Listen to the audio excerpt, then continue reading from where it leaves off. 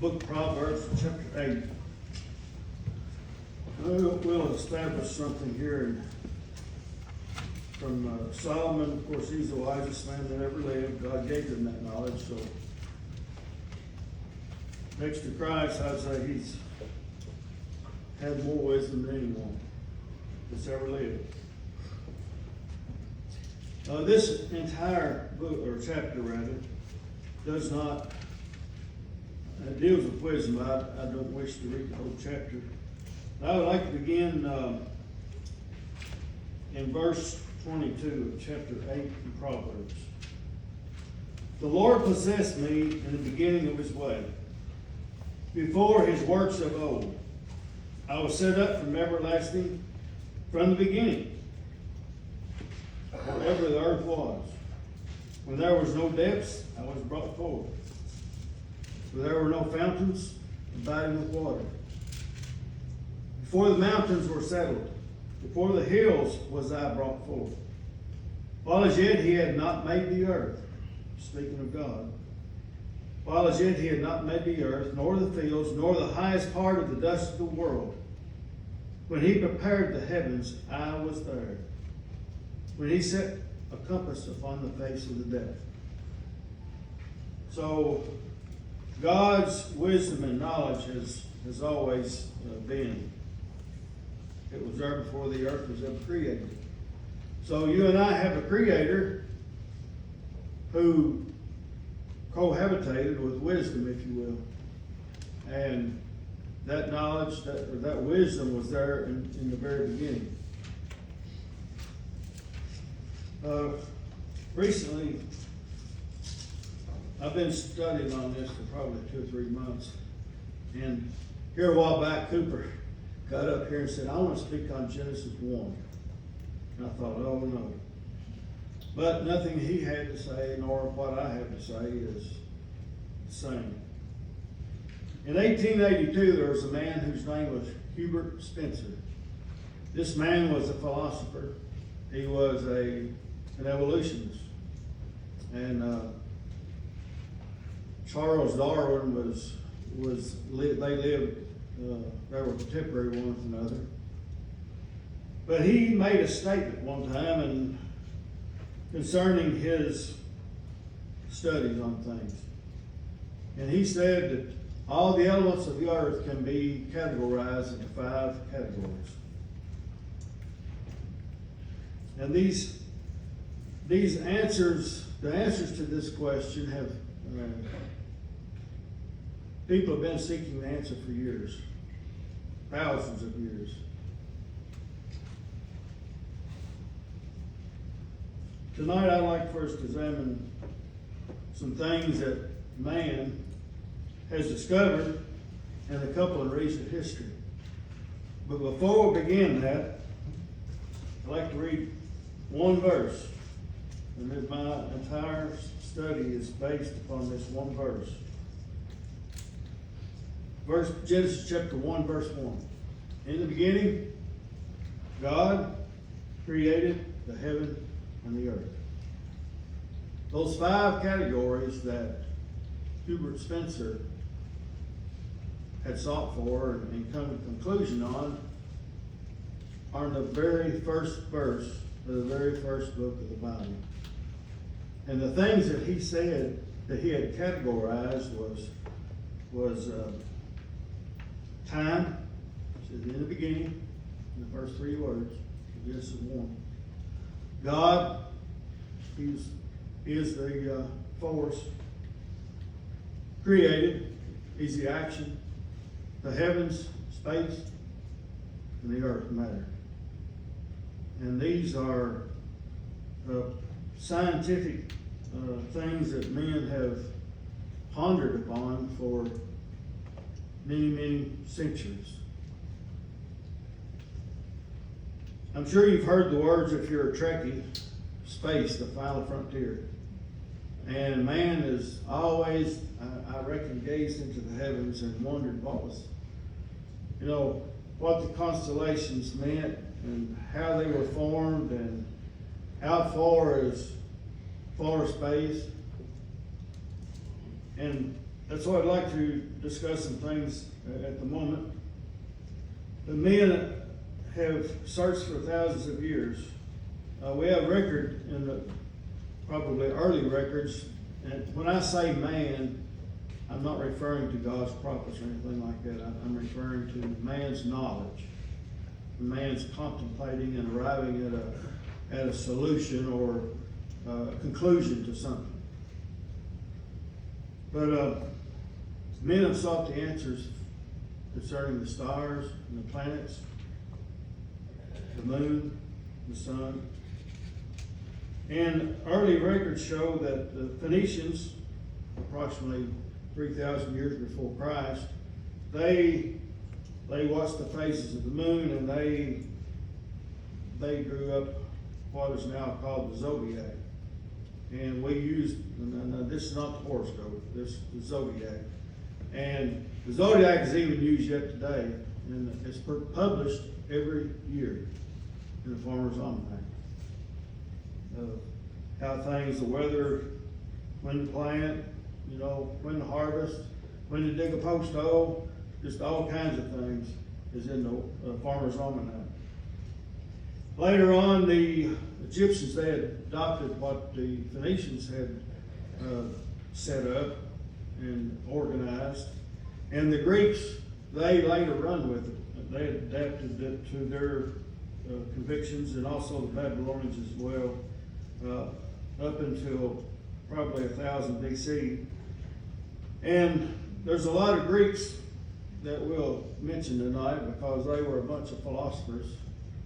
And the Bible tells us they just sat around waiting to hear something new, or either tell something or hear something that hadn't been spoken before.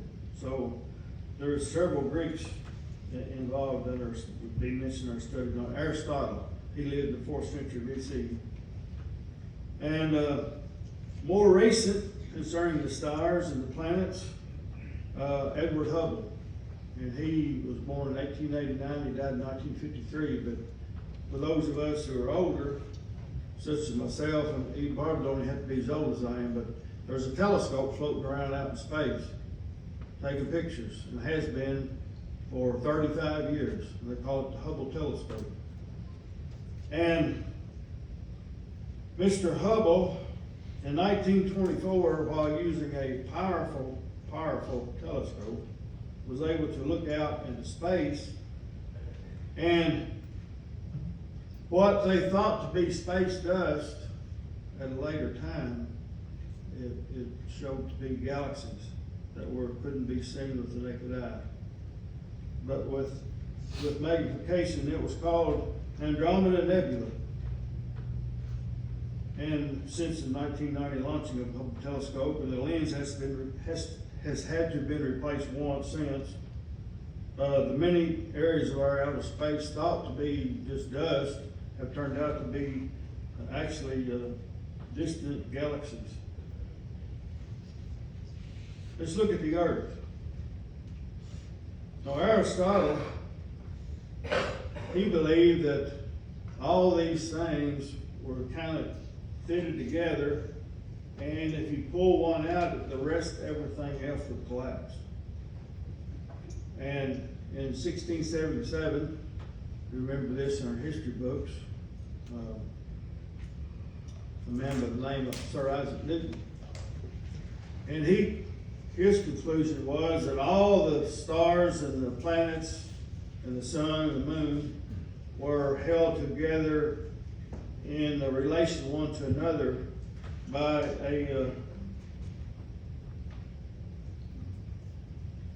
with mutual attraction.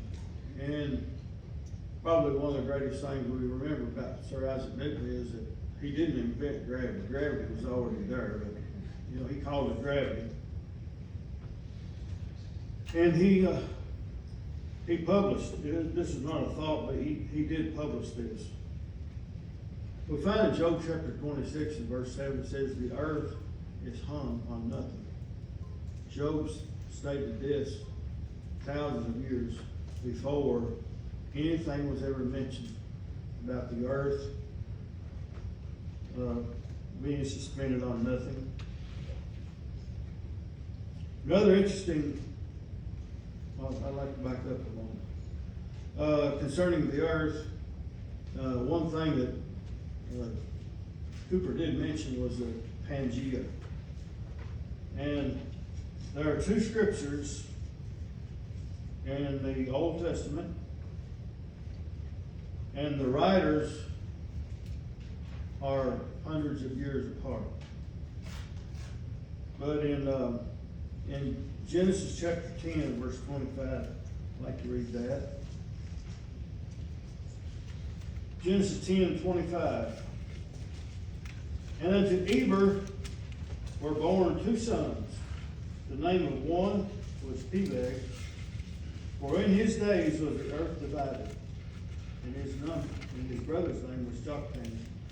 And it also says the same thing over in 1 Chronicles chapter 1, verse 19. And the writer is going all the way back to the genealogies and things like this, and he mentions the same thing. But, you know, the writer of the Chronicles was, 800 years before Christ, 700 years, supposedly. And, this was a concept that was handed down. Of course, it was written by Moses, but it's also something important enough to be repeated by the author of the Chronicles.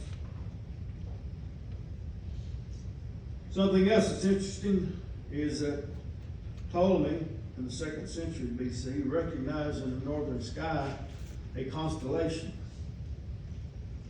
And he called this constellation, well, I don't know if he did or not, but the constellation was Cygnus, or the Swan. I'm not an astronomer, so some of y'all might know what these constellations are. But it wasn't until 2,000 years later, this was in the 1800s or 1900s, that there was this powerful telescope magnified something out in space that he saw 2 centuries before Christ. And what he saw in the northern sky above the earth was a great nothingness. And in 1971, this great nothingness was called, what is referred to, the movie's been made about and everything, the black hole.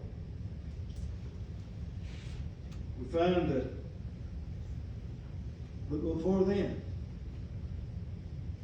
Job says in Job 26 and verse 7, and we read part, or I quoted part of it, but another part of it is, he stretcheth out the north over empty space.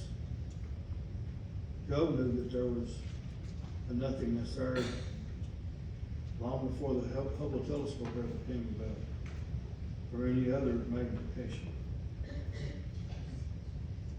In wisdom that I mentioned there in Proverbs, God imparted this to mankind so they could, would know this.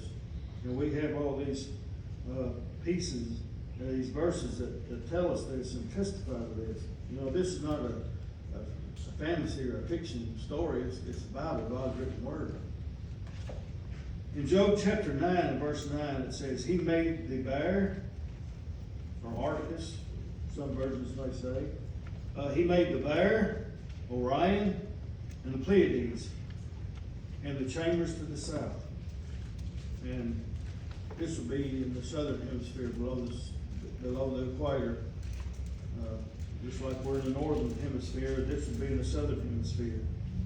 And also Antarctica is a part of that. The chambers, what does that mean? It's chambers because they are hidden to the eye of man during that time of year. There are things that people can see in the southern hemisphere. But how did Job know that there was even a southern hemisphere, these chambers to the south? God revealed it to him. Thales of Miletus in 624 to 548 BC, he concluded that water was the basis for all matter. And his convictions were that the earth floated on was flat and it floated on water. It's just kind of like a lily pad out in the pond. It just floated there. But we find in Isaiah chapter 40, verse 22, 600 and something years before Christ, that he mentions the circle of the earth. And also, we mentioned there in Proverbs 8:27, it mentions the compass. Now, there's two kinds of compasses. I don't know if they use them in school anymore or not, but you got a compass that tells you direct to go north. There's also this thing that you put a point down, you put a pencil in it, you draw a circle. And you can draw a perfect circle as big or small as you want to within the limits of that tool.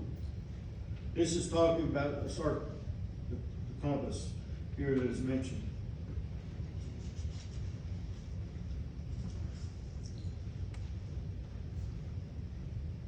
Some more about the earth that man has so-called discovered, that was mentioned in the Bible long before man ever even wrote down or studied about it.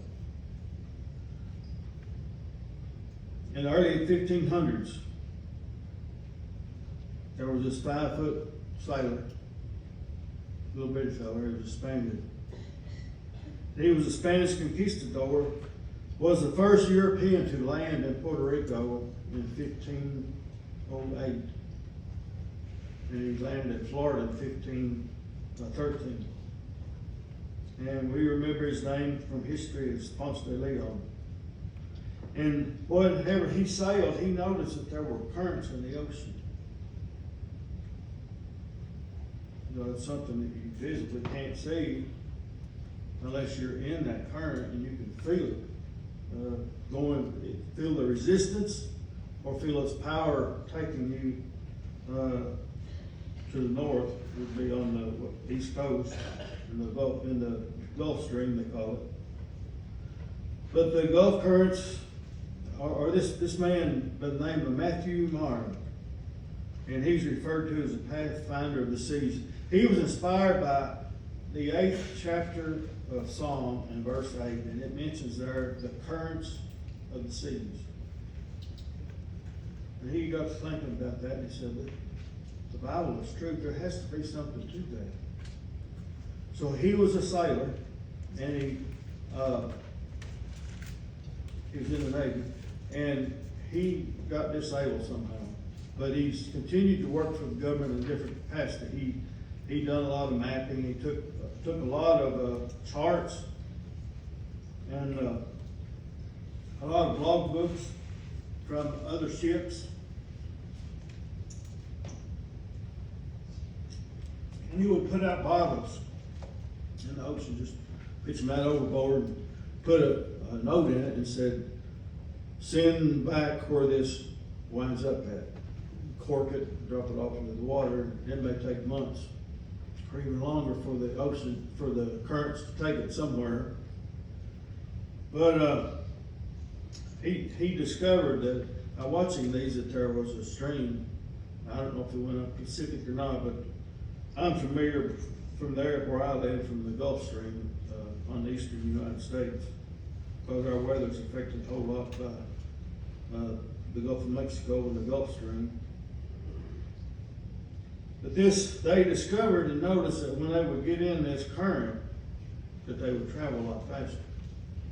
And Benjamin Franklin in 1769, he was a diplomat. He would go between America and France, and I think he made 8 or 10 trips. And he would notice, and he called it a river in the ocean, is what he called it. And there were times that they could get there in half the time that it would take other times by being in this current, this ocean current.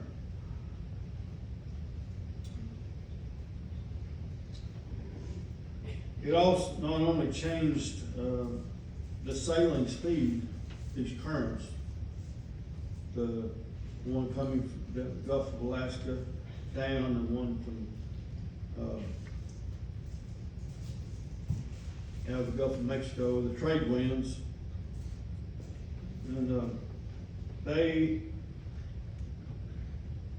discovered that, you know, there was something to what Maury discovered, that there was something to what the Lord, or what David said in Psalm 8.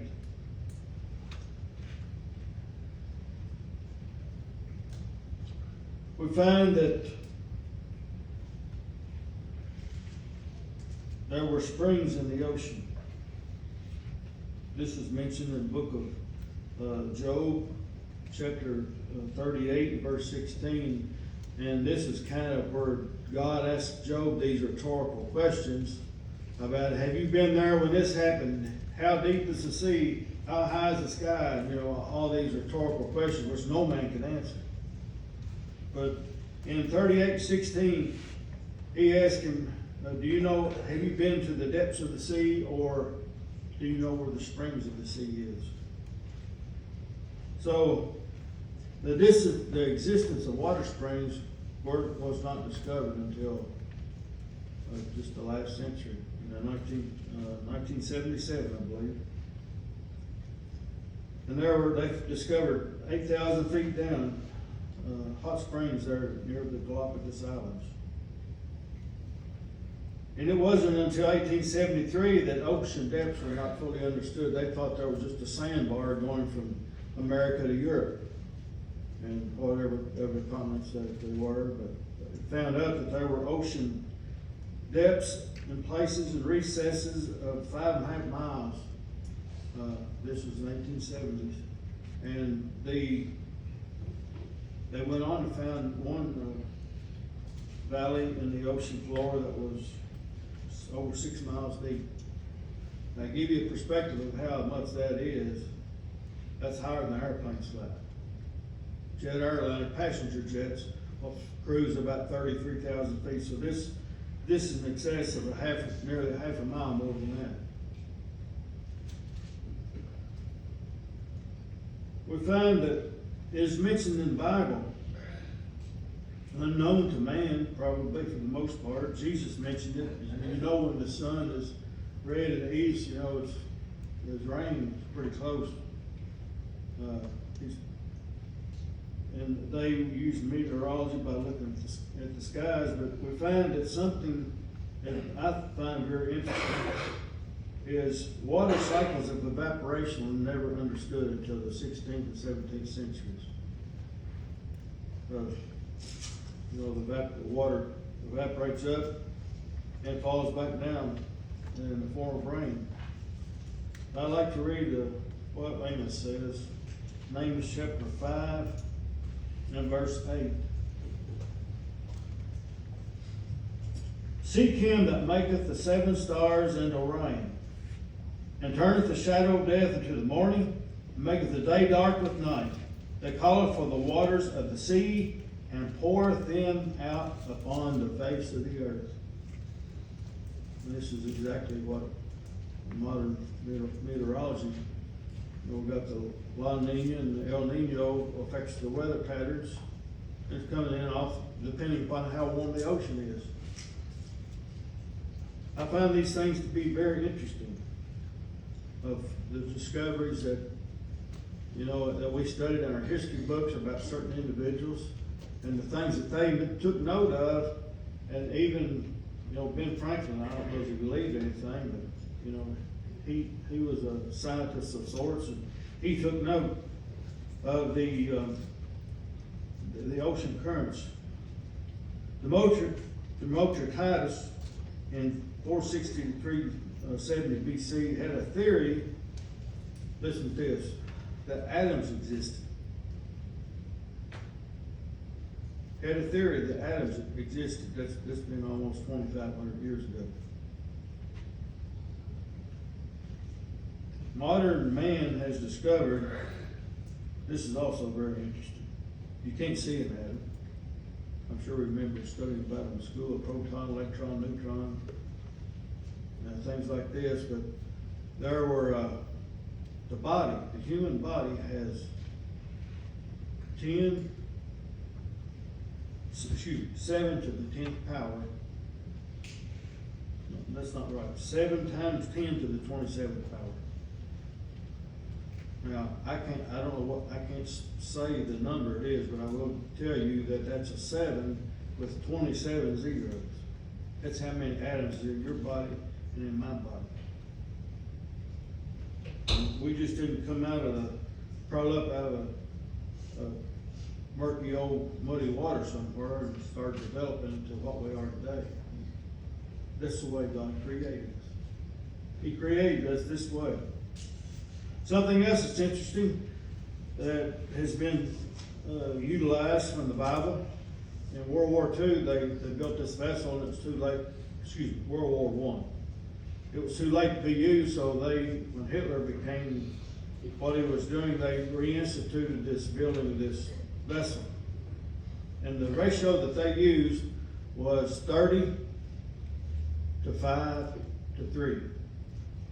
And you go back in the 6th chapter of Genesis, and this is the exact ratio. It's 300 cubits long, 50 cubits wide, 30 cubits high.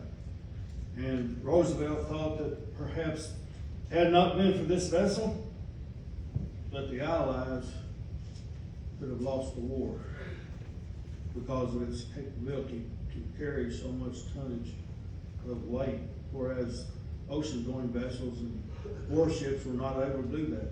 It was just a floating barge is all it is. So what are we to believe? You know, all these so-called educated people, the philosophers and theology and evolutionists. So what are we to believe? You know, in our kids' science books, in public schools, you know, they don't mention anything about God. They don't mention anything about the earth being a little over 6,000 years old. They say it's millions and billions of years old.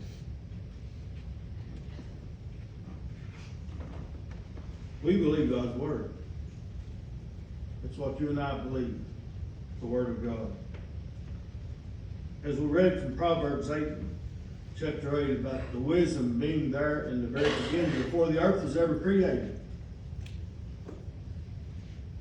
Man was created, but because of this wisdom, God knew, God planned, and God made or created the earth and created man in his own image. We find this in Genesis chapter 1, verses 26 and 27. It doesn't say anything about us evolving. Man's earthly origin was that God formed the first man, Adam, out of the dust of the ground. And God breathed into his nostrils the breath of life, infused life into him, and he became a living soul. We find this in Genesis, early on in the book of Genesis.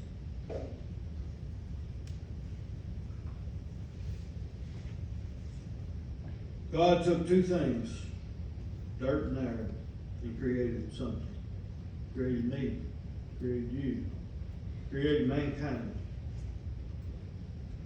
The act of God breathing into this clay made the clay alive. And man became a living soul.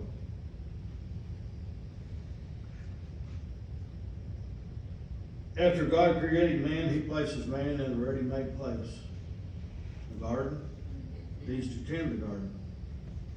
People think that, you know, Adam didn't have to do nothing. Adam's responsibility is to tend the garden of which God placed him in there. Man has always had to work, contrary to what a lot of people think. But we find man's knowledge in the Bible account of all the things we mentioned tonight. We find many polar opposites. We have rapidity on the 6 days of creation, and we have gradualism. We have creation versus evolution. Direct creation versus amoeba ancestry. One thing that Cooper did mention, and I will mention this because I think it's very key, God mentions in Genesis chapter 1, in Genesis 20, 21, 24, 25, of the different things that were created, and it says, these things after their kinds. Now, in the book of Deuteronomy, I don't know which one it is, I didn't write it down. Anyway, to reiterate that nothing has changed from the time of creation to the time of Moses. Let's take that time frame. Nothing had changed. Moses says the same thing, says take these birds and after their kinds. And he says it twice. There in the book of Deuteronomy. I don't know if it's 14, chapter 14 or chapter 10, I have them both written down. But we have a perfect earth versus degeneration. Created from nothing, evolving into an expanding progression. God's specific order of life. And people brought this out. You gotta have a light. You know, whenever I was in school, in grade school, we had a milk carton, and we'd take a bean, place it in that milk carton.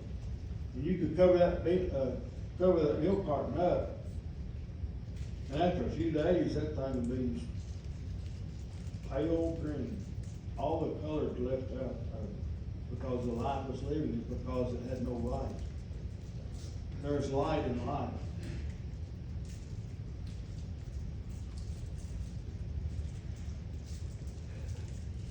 Some people think, I'll continue that thought, there was light and the plants, and then he created man. In a specific order where one can provide sustenance for the other. The plants made something for man and animals both to eat. We have evolution also. Amoeba, tadpoles, apes, then man. In the 90th Psalm,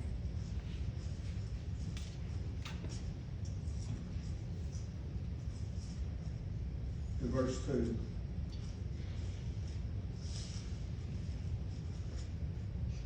Before the mountains were brought forth, or ever thou hast formed the earth and the world, even from everlasting to everlasting, thou art God. God has always been in existence. And he always will be. From everlasting to everlasting. You know, to the believer, which you and I are, the things that man has sought the answers for, of time, space, matter, and these such things as we have the answer in the very first verse, the very first book of the Bible. And this is how God breaks it out. The time, the force, the action, the matter, and the space. Well, David asked the question, when thinking all these things in consideration, what is man? What is man? That you are mindful of, and all the glory that we can see in the things round about us. This is from Psalm 19:1. Romans 1:20. His invisible attributes are clearly seen in creation, and even in yet today. Colossians 1:16, 17 says that all things were created by him and for him. It is claimed often that the Holy Bible is not a scientific book.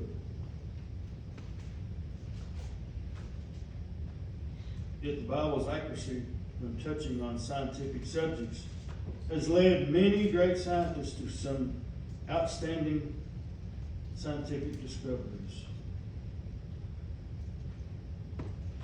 One thing I haven't mentioned. Haven't mentioned much about Christ, and I'll close with this one particular verse. You know, Christ died because man sinned.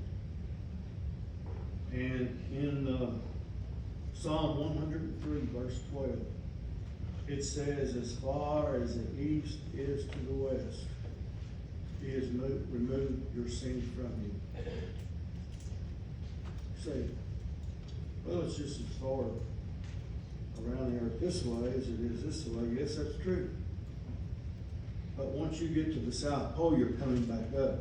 And you get to the North Pole, you're going back down. The east and west, any point, wherever, it's just as far as it was when you started. Because it's infinite. That's how far God has removed his sins from mankind. If man chooses to serve him, obey him, accept Jesus Christ, his Son, as their Savior. I hope that some of the things we looked at tonight have spurred your curiosity. I'm sure there's a whole lot more stuff. But these are some things that history reveals to us about man that's serving this, man doing that, but it's always been there. It's always since the day of creation. When God completed creation in the 6 days, it's always been there. And that's something that our schools don't want to hear. And kids have to face, unfortunately, something poked down their throats that we don't even believe. We need to pray for the kids that they would cling to the roots and the things that they've been taught. And that's why it's so important for us to teach them, so that they can remember that. The lesson is yours. If we can help you in any way, we are toward it.